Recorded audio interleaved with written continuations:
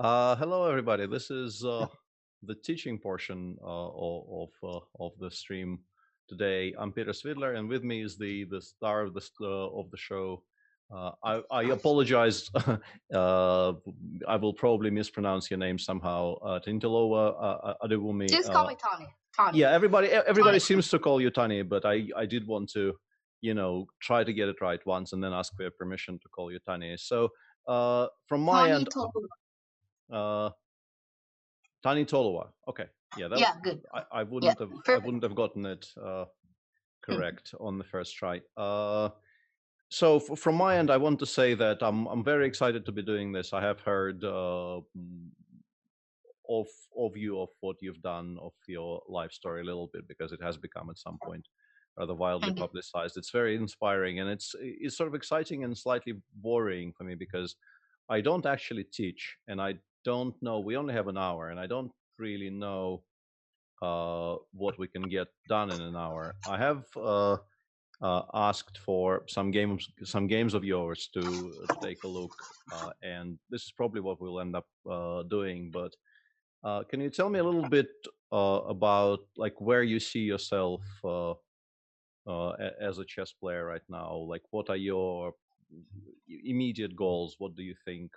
And Uh, my first goal is to become like a international master before a grandmaster, and I keep training on board online and looking at games of grandmasters and seeing ideas of my opening and all those things.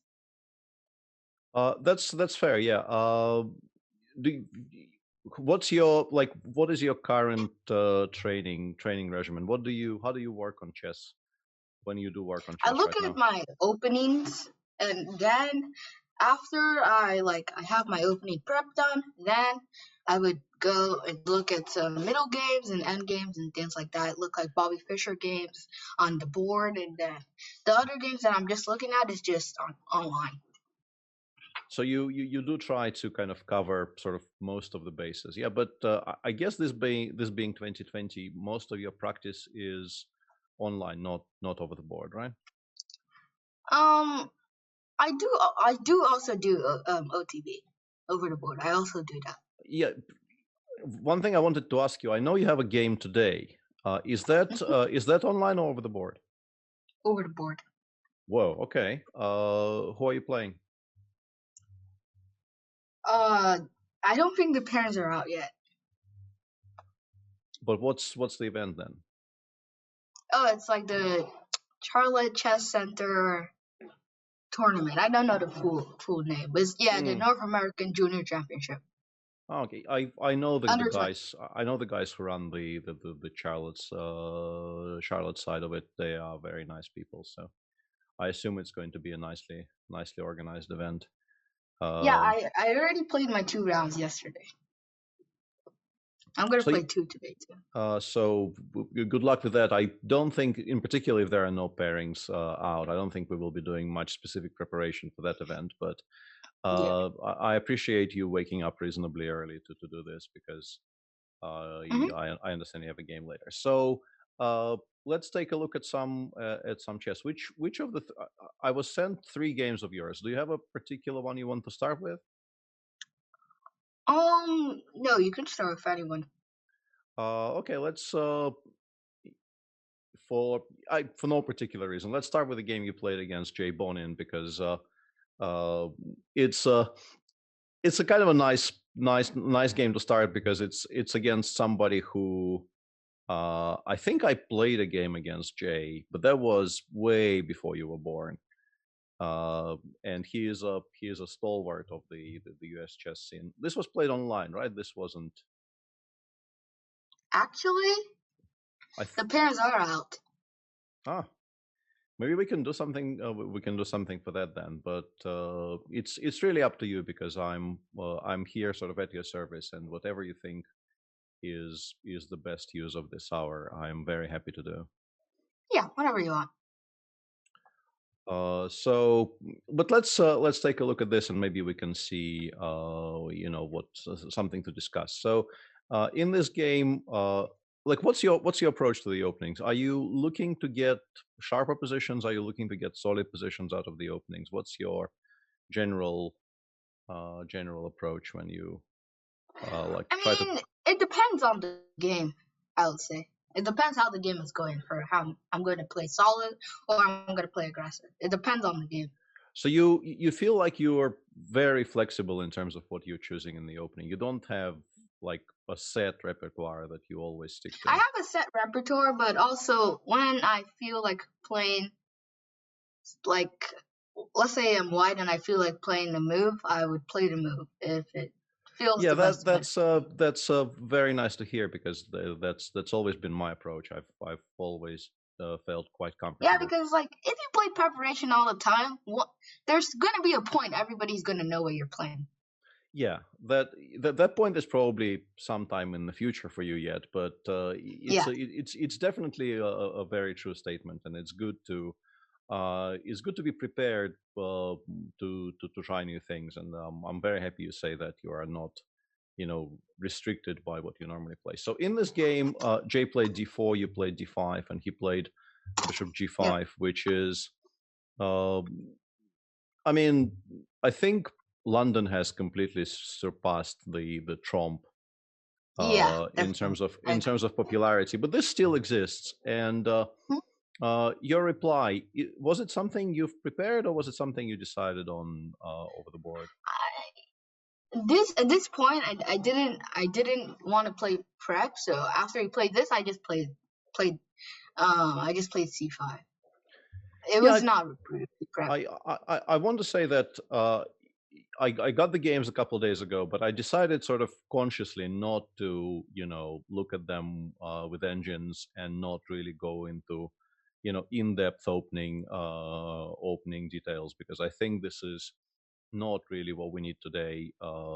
Discussions of intricacies of dealing with the Trump. I wanted to see your sort of your philosophy, how you approach the game, and I like that you are immediately sort of engaging in the most principled manner, because I think playing c5 in position in positions like this uh, is quite decent. And one sec. Um, so J took. You played knight c6. This is all very logical. Uh, what did you expect will happen here? Because once again, I don't really know what theory is suggesting what I should do here. But did you have an expectation what Jay will play here? I wasn't expecting much, but I was expecting something like an e4, something So you, you that you can did fast. actually That's expect him the to play. to to play fast, yeah? Because I'm sure White can do some kind of damage limitation here. Hmm. Uh, um, but yeah, e4 is an interesting try here, because if you take queen takes d8 followed by knight c3, looks quite attractive to White. So I Yeah, assume very I, good. I assume you didn't really spend very much time on the idea of winning the pawn back, yeah? Yeah, I didn't. I would never take that Yeah, on. that's once again. I feel like I'm talking to a kindred spirit, so to speak, because like for me, yeah, I wouldn't really be interested in winning the material back here. This Yeah, is not why never. we played c5.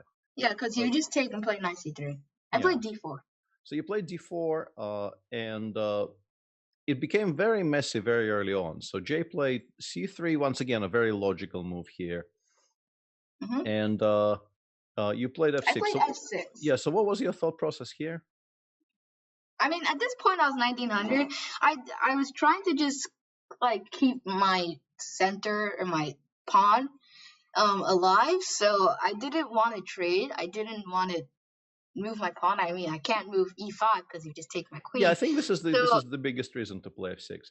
yeah. Just briefly, because that statement, it was interesting that you kind of inserted I was 1900 at the time, and Hmm. then continued with the chess explanations. Why do you think it's relevant that you were 1900 at the time?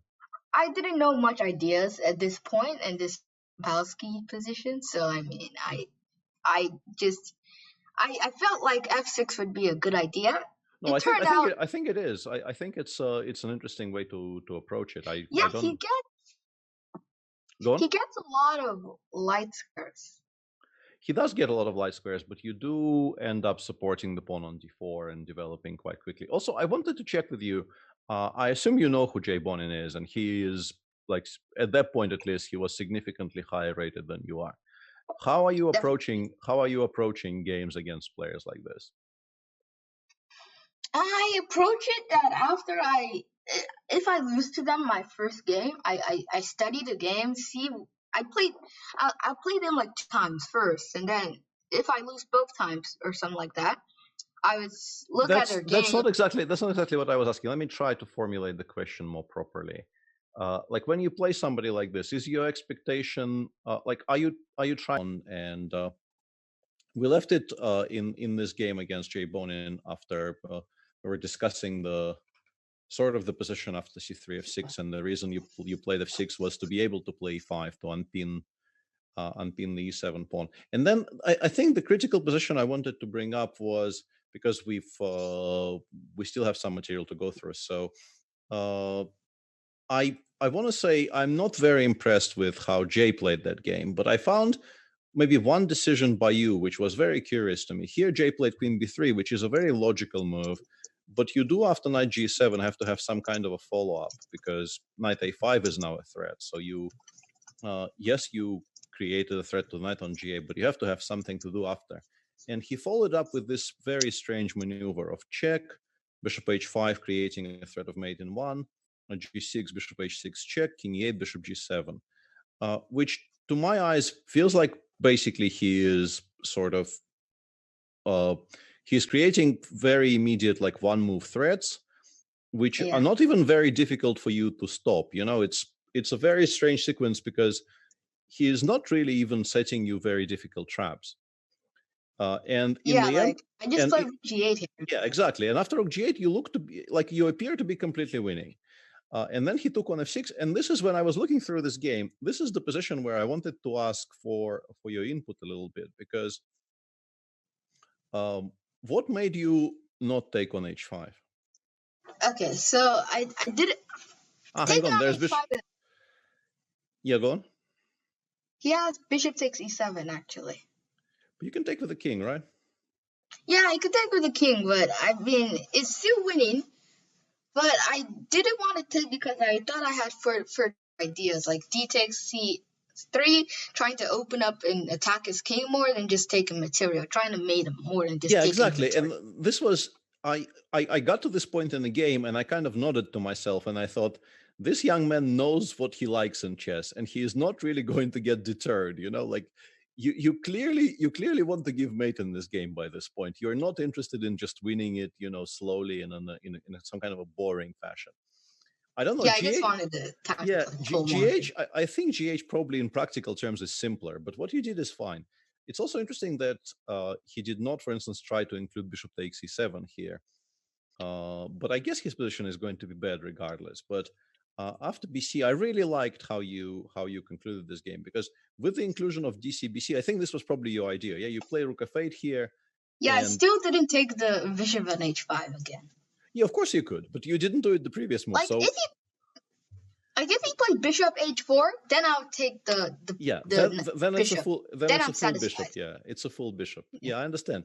But it was just such, you know, refreshing approach to the game because yes, you might be winning with most normal moves you can make in this game, but when you play DCBC rook f8 here, you're sort of declaring that you're really out for blood, and I thought Yeah. that was very nice. I thought that was a very fresh approach. Course e5 is not a good move. I don't know why, but Wasn't it it? looks at Looks the like weaknesses is just yeah. I mean, if this is not I mean, you were probably basically winning regardless what you do. You can go bishop b6 back, and then yeah. just I don't Bishop know. e6 is somehow the best Yeah, move. bishop a6, castle queenside. But I mean, your position is so good that I think it will be very difficult to spoil. So I just want to show the viewers how the game concluded because there's really not very much to discuss anymore.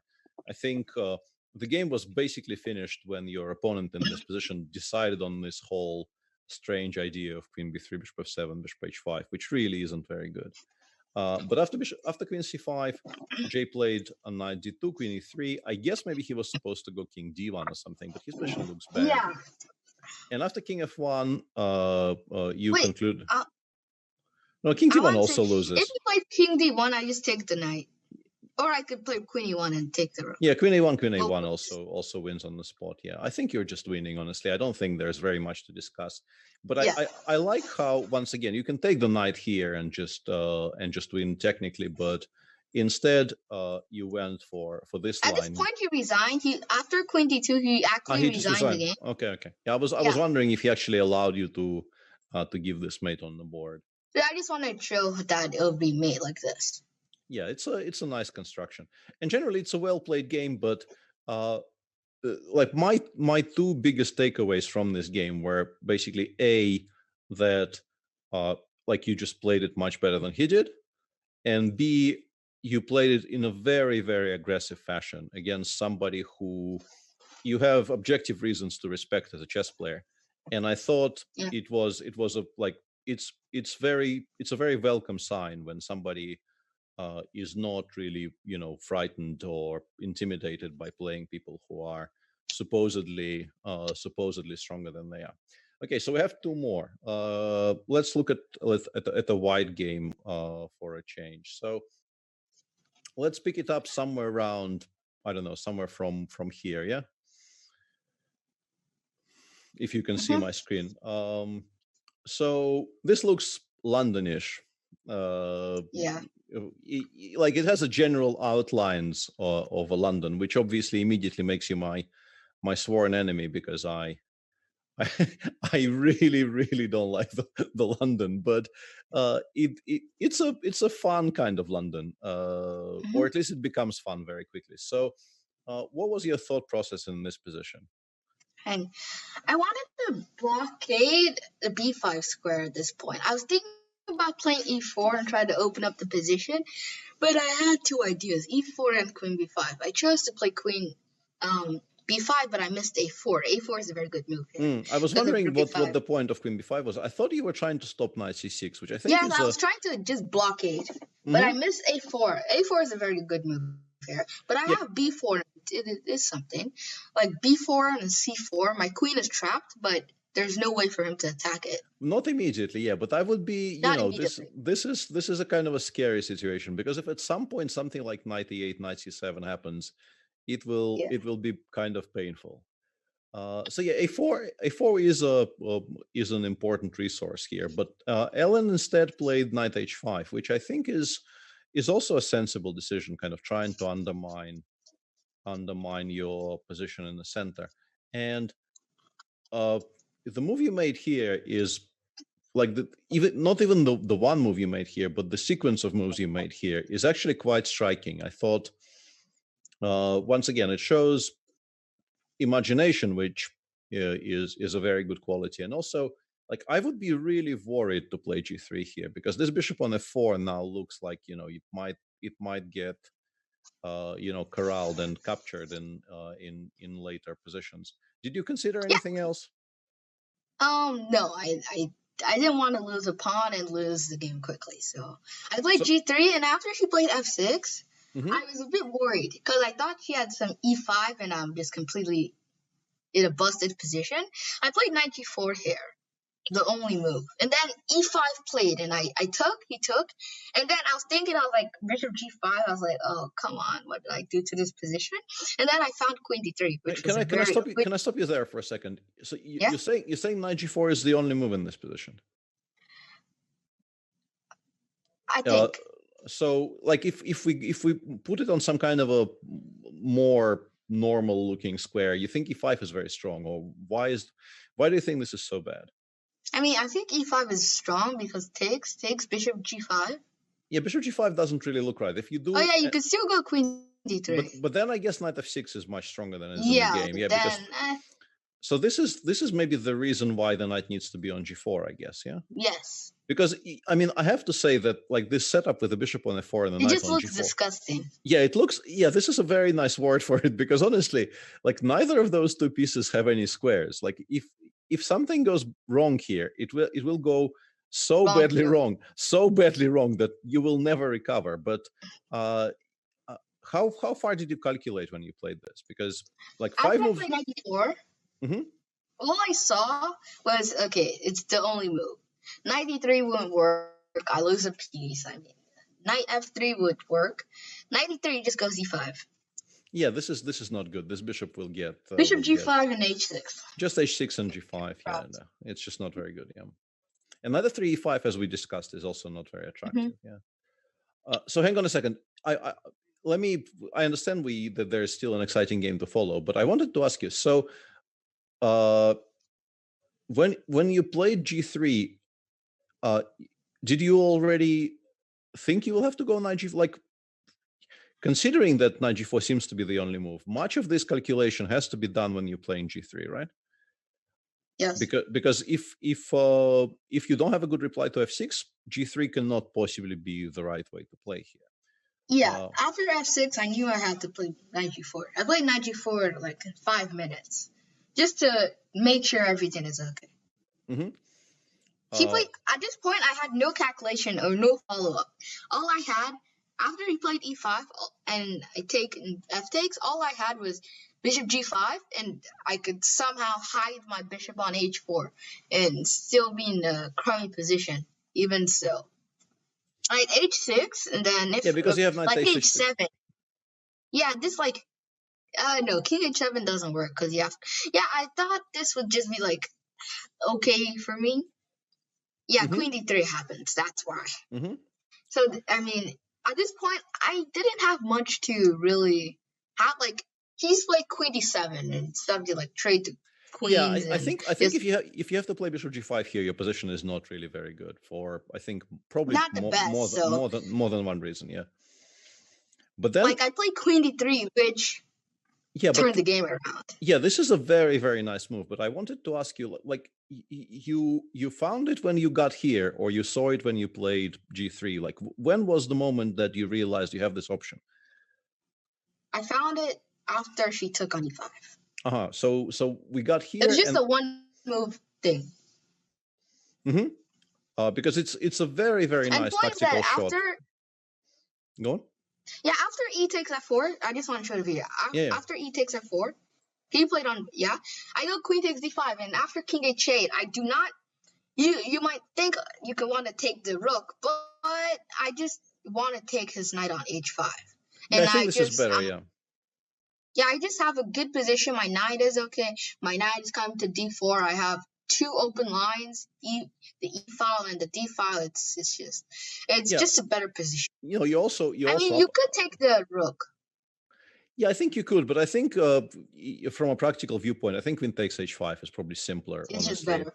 Yeah, and you're just a pawn up as well. Your position is very nice, but you're also you won a pawn in the process. So yeah, queen d3 is a Yeah. very nice tactical shot. And Ellen, uh, I think the biggest problem for Black is that suddenly her center is overloaded. You would like to It's play just too some. weak.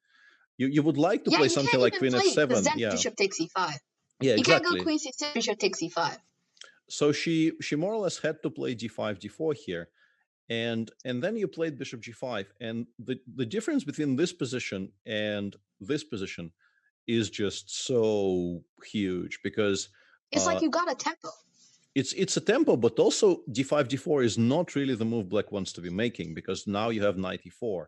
Now you have all kinds of additional opportunities which weren't there in the position. So yeah, I think it's a very nice tactical shot by you. I just wanted to, like, I was interested in how far were you trying to calculate earlier, because as I said, for me, when I see this position, and Mhm. you know, maybe I could convince myself to play g3, but I think for me, I would need to calculate quite some way into the future to convince myself that this is playable. And in your case, it looked like you sort of trusted it will be playable, and it was, which is a good outcome. But you know, it's not going to Like, if work. I didn't have queen d3, then the game would not be so good. That is true, yeah. But being confident in your position, it will. I mean, it's not a bad quality. It's just that, as I said, like I keep on asking you this question because for me it was maybe the most interesting part trying to understand how you approach chess. Because once we got here, I think the way you've concluded from here, I could find almost nothing to criticize. I think you played just a very nice, energetic game. And once again, it looks like this is something that you do very well in chess. When you get positions with initiative, Yeah. you are very good at generating more initiative and just playing very forcefully. So let's show the viewers what happened. After knight c6, you played knight e4, king h8, and I really liked what you did here as well. What was your thought process here? I mean, I wanted to play f4, and like, since I'm never gonna take the pawn on d4, it's kind of undermining. And another, like, the e5 pawn doesn't have the d4 pawn, and the c5 pawn have the most protection of world. But the e5 pawn is weak. It's not protected by a pawn, so it is like an isolated pawn, basically. Yeah, and also, it kind of connects your pieces. It potentially opens up files for this rook on f1. I thought it was a very good idea. I have a feeling, once again, I didn't try to check, but I have a feeling Ellen probably could have defended slightly more tenaciously. But once again, Actually, f4 is still winning. If the way I looked at it, I saw it's still winning. what do you Even mean? so, What do you mean still? like, still in a better position. Yeah, no, I'm not saying your position isn't good. I'm saying that the game ended in 7 moves from here or something like that, maybe 10 moves from here, and I don't think Mhm. Black needs to lose in 10 moves here. But yeah, I like your position. I think your position is very good. Yeah. So she took, played rook e8, which looks logical. You also brought the rook into play, which also looks logical. And Yes. yeah, the issue with her position here, I think, mainly is that The this, knight. yeah, the knight on h5 just really doesn't do anything at all. And It's like I'm up a piece. to a very large degree, you are Yeah. playing here as if you're up a piece, and also like by this point, all of your pieces are sort of aimed at the king, The king. and yeah, we will see this in a moment. So she played queen d7, you played queen f3, bishop c7, and I I played queen really, f3 to just eye the knight. yeah. To just look at the knight. Yeah, but also, I mean, the knight on g4 is hanging, but like, I think you don't really want to go backwards here. You want to keep all of your pieces as Yeah. in as attacking positions as possible. So queen f3 is by that reasoning, knight gf2 just doesn't look right. You don't want to be It going doesn't look backwards. right. And I also played queen f3 to just look at that knight and see if I could ever take it. Like, knight e5 is an idea and all those things. In some positions, you definitely will Yeah, have some some positions. tactical but and actually it comes into play very soon, because she played bishop c7 and you played a5, which I also quite like. And normally you would like with black to play knight e5 here, but this is exactly where this the fact that the knight on h5 is hanging is so important, because if you give black one more tempo to play knight f6 here, Yes. she will probably stabilize, Mm-hmm. but I she agree. doesn't have that tempo. And yeah, after f5, the game continued queen f7, f6, g6, bishop h6, and somewhere around here, I think it's pretty obvious that you are just completely winning, because the rook is hanging, you are threatening to go knight g5, and basically everything is collapsing. You are just crashing through. I mean, we can ask some questions about Ellen's play here, but really not very many questions about your play. I like your play. Your play is very energetic and very good. You also seem to have muted yourself. I don't know if that's by design or. My air conditioner's on. Okay, fair enough. I've just making sure, because. So yeah, that's game 2, and we have one last game to take a look at. That's a game you played against Derek Meredith, and we're also starting from, I guess, somewhere around here. And I wanted to ask you, like, were you 2 moves back. satisfied? Huh? You can move like 2 moves back. 2 2 moves moves back. back is fine. Okay, Yeah, sure. that's it. So I wanted to ask you, like, how satisfied were you with this? Because I've played a decent amount of these types of, and I think people will recognize this as a Sicilian. So I've played enough of these, maybe not exactly this Sicilian, but Sicilians like this, to have some opinions.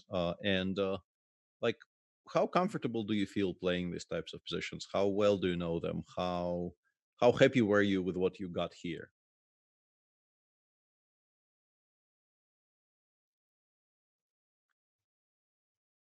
Still muted though,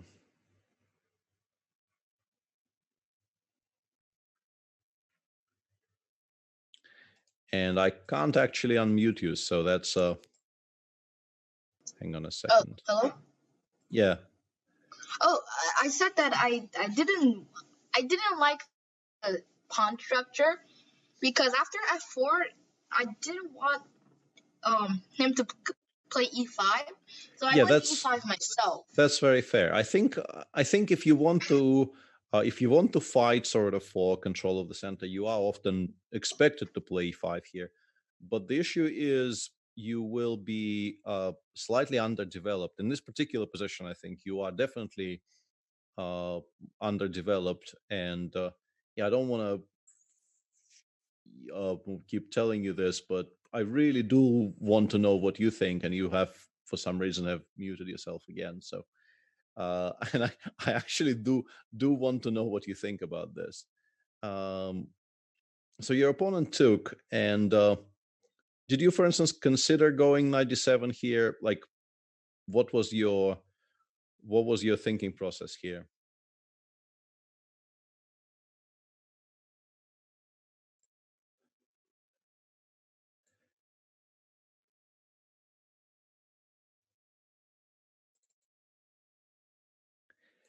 Um, Tani, we really need to. Yeah, that's better. Yeah, I played queen takes e5 at point so that I assure myself I always have bishop c5.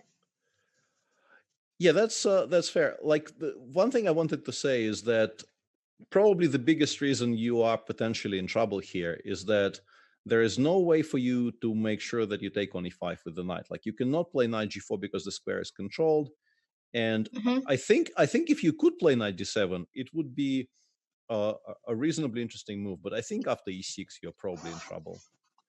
Yeah. It is specifically the move e5 e6 here which worries me, because let's say if white makes some kind of a non-move like king h1 and you take with the knight, you are instantly very happy about things. Yeah, very happy. The knight controls everything. The bishop will come out to e6, then the other one will go to e7. You are just very happy. Mm-hmm. And in the game after queen e5, I think your opponent actually played a very smart move here. He played Yeah. king h1, sidestepping bishop c5 counterplay. And I think this position is actually quite risky for you. I think you Mm-hmm. probably are in at least some trouble here. Mm-hmm. So how did you approach? Like, first of all, as somebody who, as a kid, I was constantly in trouble in the openings because I didn't really know very many openings. So I want to ask you, like, how used are you to the situation where you haven't equalized as black? Does it happen often? Does it happen, like, how uh, how well do you operate in these types of situations?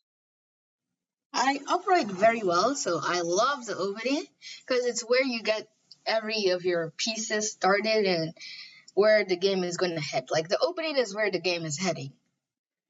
It's not the middle game or the end game. Sure, no, I understand, but like, how much experience do you, like, at your current level? I don't really know. I can see that. Let's say even the viewers on the screens can see your rating currently is, it says 2059. You are clearly stronger than that. This is, I mean, kids your age, the Yeah, rating. my it says my USCF. I don't know. I don't know. Is it an unofficial rating or something Mhm. like that? It says it's 2102 It's yeah, from that's because I still played another tournament. that's also not your rating. Let me let Yeah, me just say definitely. that's also not your rating. Mhm. But what I mean is I don't really know who you're playing against. So I don't know if you know the level of your normal opposition is good enough to actually cause you many problems in the opening. Because this is, I think, the first game we've seen today where you definitely are in trouble out of the opening. So does this happen often? It doesn't happen very often. Happens like 100 times a year or something. Whoa. But I mean, how many games do you play then? I don't know. I mean, I don't know, but it doesn't happen very often. Yeah, but okay. Then the next question is like, when you were playing this game, did you feel like you were in trouble, or you felt like things are generally going sort of fine? I felt like I was in trouble. I felt like I was in trouble. And so, if you think you're in trouble, so how do you approach a situation where you don't entirely like what you got out of the opening? I tried to make some moves that would just make my position 0.1% better or something. Just one step. That is a very solid approach. Yeah, I like hearing that. And like if I go for something like, if I go for something like G5, like it's just too risky. It's just too risky, like Bishop D4, and you completely lose the game. I just try to make it one step better, then one step better, and eventually you'll get to equal.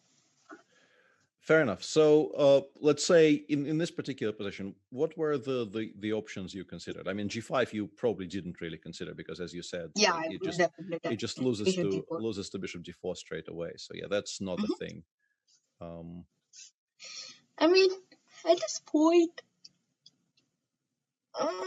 I guess my first idea was C5, trying to stop Bishop D4. Then my second idea was Bishop C5, trying to stop Bishop D4. And if he goes Bishop F4. Yeah, he does go Bishop F4 and then starts with maybe I could go B7 or something. I didn't like it.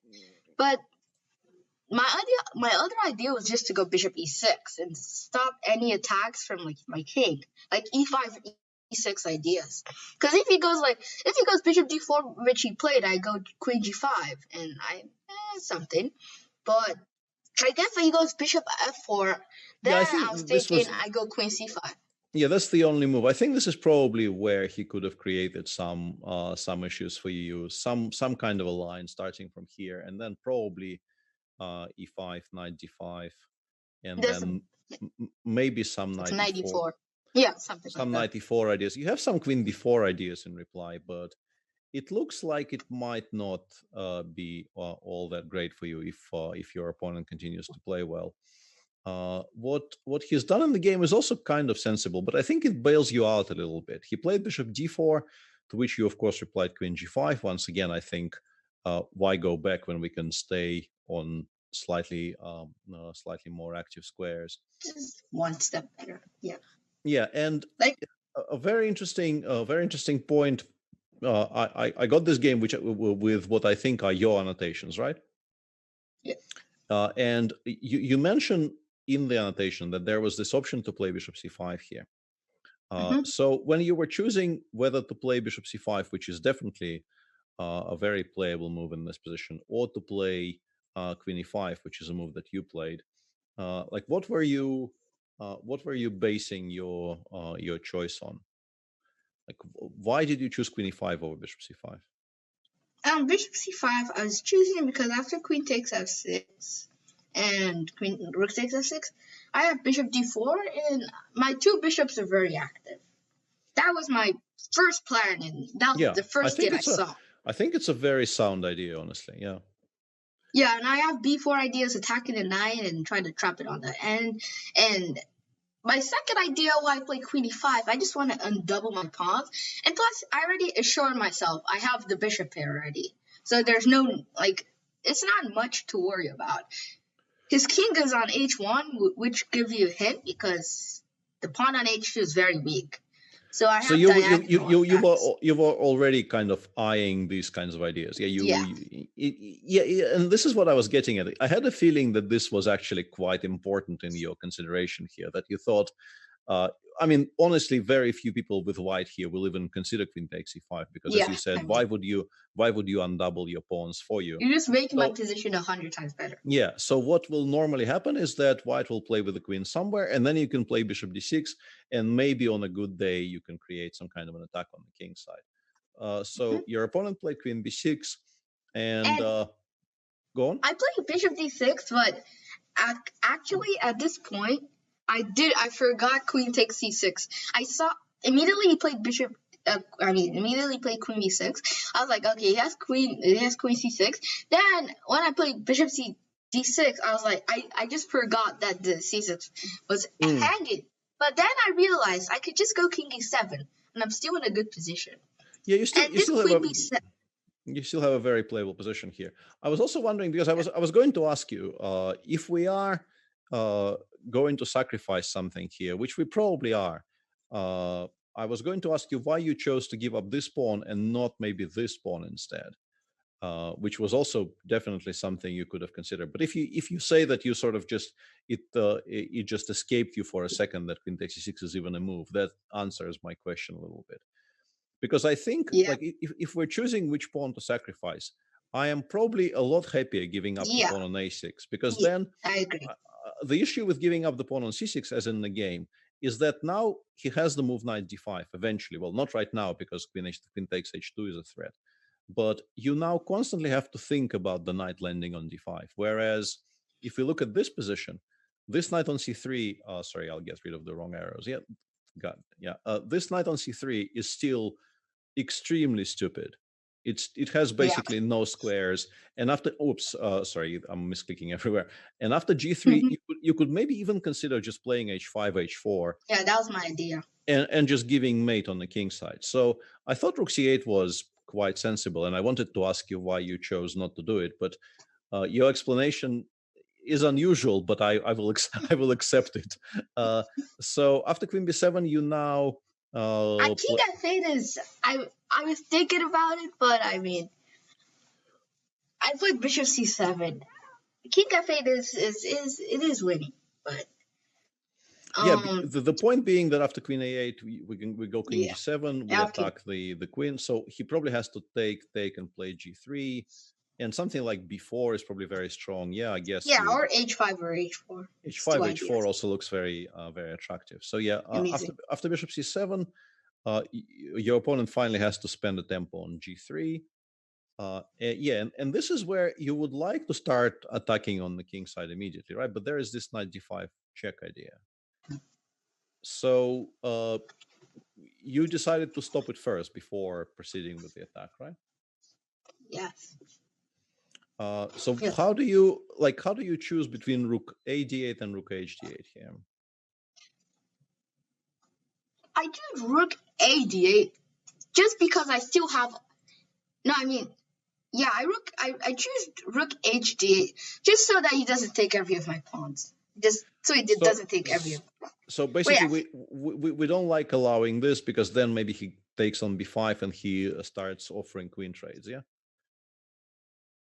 I think yeah, that's that is why. So I I played the think best that's I can fair. Yeah. just keep. And the reason I played any moves to d8 was so that after 95, I could take off my rook. And that's what he Yeah, did. yeah, that's what happened. I'm wondering if maybe, like, once again, this is not really a question for you, it's a question for him maybe, but I'm wondering if something like rook a d1 was more uh gave him a better chance of I defending. also I also had ideas of trapping the queen. I'm not sure But if it's not I if we mean, have enough it's resources probably for it not yet. gonna work. Like Yeah, queen c5 and stuff. but I will say that maybe another reason why you could prefer rook hd8 is that in this position you could actually spend the tempo on king f8, just unpinning your bishop, stopping knight d5 with check, because now knight d5 will always, at least he will have to calculate queen takes e4. It's not unplayable, but he at least has to think about these things. But I think he probably underestimated. I think he probably expected you to win this pawn back, yeah, or Yeah. at least try to win this pawn back, and then your attack is gone, and uh, he is probably doing quite well. But you were never going to do that, right? No, never. That was never the intention. So you played rook d5, queen e8, rook d2. Did you think you were already winning here, or I mean, uh, he had rook f2 is literally the only move in his position. But I mean, I thought I was winning, but like only minus 2, -1 or something. mhm. But I just had more attack. My pieces are more coordinated than his. That is very true. I also, like, on a slightly personal note, this is online or over the board? This was overboard. Okay, so when you play rook d2, and obviously, we both have seen what happened in the game. So, do you spend very much time away from the board? I no. I also keep studying on the board too. So you're always there. So that makes it slightly more difficult for you to go all around the board saying to yourself, please play bishop f3, please play bishop f3. I wasn't expecting him to ever play bishop f3. Yeah, because I was wondering if you were kind of because me personally, I would be away from the board, and I wouldn't have a big expectation of it happening, but I would maybe sometimes, like once every 40 seconds, I would just quietly say to myself, please play bishop f3 here. And it is indeed what ended up happening. Yeah, And yeah, this is a very nice ending to the game. Of course, allowing rook takes h2.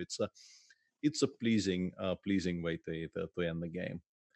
I mean, he resigned at this point, but just showing the idea of king g1. Yeah, I mean, it's a good time to resign here. You will not be missing the rest of the moves here. Yeah. So yeah. I think we're sort of out of material, and we're also slightly out of time. So I just wanted to say that I really enjoyed this. I wish you good luck in the tournament you're playing right now. And Thank you. You like, this has been a lot of fun. People actually warned me it will be a lot of fun, but I enjoyed it a great deal. And I like, it's just so nice to see the enthusiasm you have for the game. And also your approach seems sort of exactly the right approach for somebody who is young but also gifted, and is trying to make his way in chess. So I wish you absolutely all the best, and Thank you. good luck in your today's games. Yeah, thank you.